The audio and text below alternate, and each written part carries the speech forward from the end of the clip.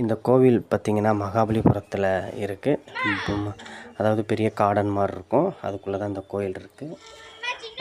பெரிய பாறையை குடஞ்சி அந்த பாறையினாலே இந்த கோவில் செஞ்சுருக்காங்க. சிவன், விஷ்ணு, பிரம்மன்ட்டு இருக்காங்க.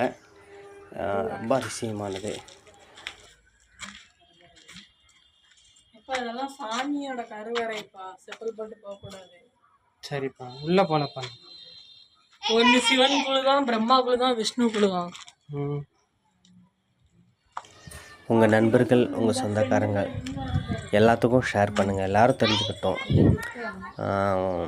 ஒரு முறையாவது எப்படி நம்ம திருப்பதி, பழனி, அதற்கப்புறம் இப்படி கோயிலுக்கு போகணுன்னு நம்ம ஆசைப்படுறோமோ, திருச்செந்தூர்லாம் போகணுன்னு ஆசைப்படுறோமோ, அதே மாதிரி மகாபலிபுரமும் போகணும். அங்கே அவ்வளோ ஒரு பிரம்மாண்டமானது. பார்த்திங்கன்னா பெரிய பாறையை குடஞ்சி இந்த கோயில் மூணு கருவறைகள் கட்டியிருக்கிறாங்க. இவ்வளோ ஒரு அதிசயமாக இருக்குது. போய் பாருங்கள்.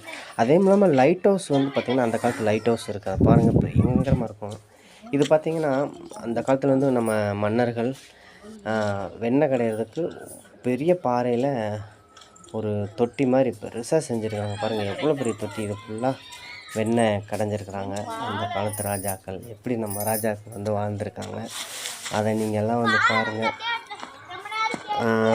முடிஞ்ச வரைக்கும் உங்களால் முடிஞ்ச வரை ஒரு 10 பேருக்கு ஷேர் பண்ணுங்கள். நன்றி, வணக்கம்.